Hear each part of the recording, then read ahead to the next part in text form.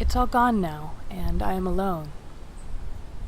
I wanted to tell you about Grace's death, but in order to tell you about it, I need to talk about what she did for us when we were all together. Back when I believed I could never be alone. My crew was nearly a town's worth of people, all living together in surrounding buildings in San Francisco. We thought we had an impenetrable fortress. There were surely too many of us to be brought down by anything. We thought we were ready. We were ready for almost anything. We had tactics. Grace, our resident militant, knew what she was doing. I never got a direct answer out of her about whether she was former military or not, but she certainly seemed to know how to batten down a fortress. She was head of our defenses.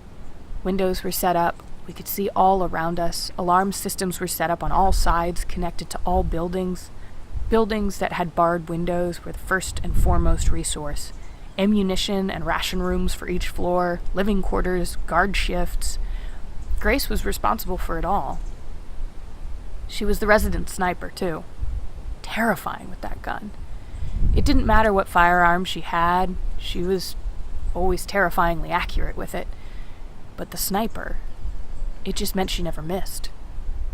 Sometimes you'd hear it crack, and you didn't know if she was staying in practice or if someone paid the price of coming too close to our home too many times. One mystery I never solved was how she got all the ammunition. It seemed never-ending. Her floor was full of it. She always seemed thrown off when I spoke to her about anything other than tactics. Like she had spent her whole life only training with guns, but not talking to people. She warmed up to me quickly. Both of us had a disdain for people when our world was normal. People were generally scared of us on sight. Her more than I, but I barely knew my way around a weapon. Grace was teaching me before we had an intimate night together, and she suddenly distanced herself from me. To this day, I don't know if I did something wrong or if she was terrified of the intimacy. I have always seen time as a fleeting thing. Never liked to wait for answers or outcomes. I usually wound up burning bridges before anyone else got there if I followed my instinct instead of my experience.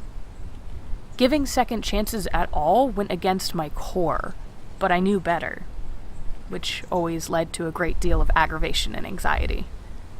My last moments in the home fortress were strained.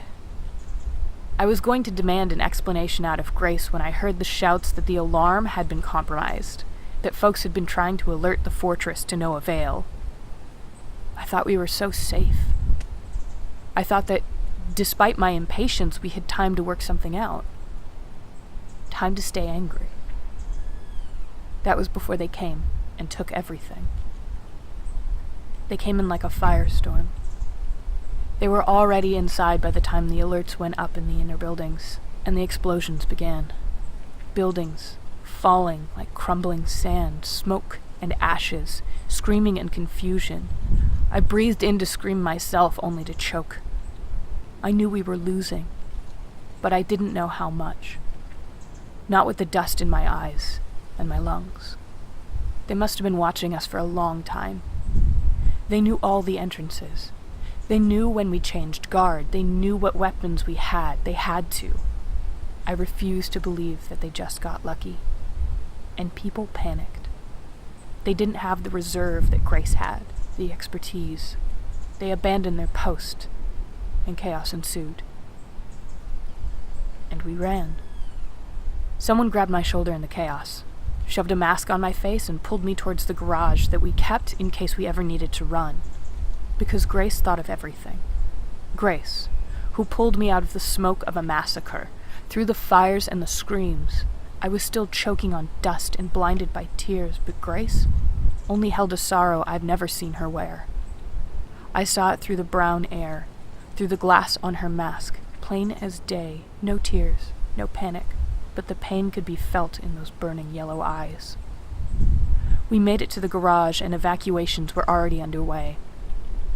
Grace had seen the beginnings of the attack, and when the first buildings fell, had hit the air siren on her floor and went to find me instead of leading the evacuation. I don't remember getting in the back of Grace's sniper truck with her. I don't remember hitting the old highway. I don't remember the screams disappearing. I remember my heart sinking when I counted only 100 vehicles, a clear fraction of our previous forces. I remember seeing enemy vehicles pursuing us and thinking, that can't be all of them, not knowing that that thought would repeat again and again as we were cut down in their bewildering persistence. I remember the young family's car hitting something, blowing a tire and falling into the jaws of those wretched things. I remember the screams as they were grabbed like prey by wild animals, playing with their food. I remember the 4 thunderclaps and watching all 5 of our captured crew falling dead in an act of mercy by Grace herself. I don't remember standing up. I do remember hoping someone would find a clear shot in between my eyes. I remember Grace pulling me down and begging me to stay with her, telling me she needed me. I remember looking our angel of death in the eyes and wondering if I had only fallen in love with tragedy in waiting. I remember I said something, but I don't remember what I said.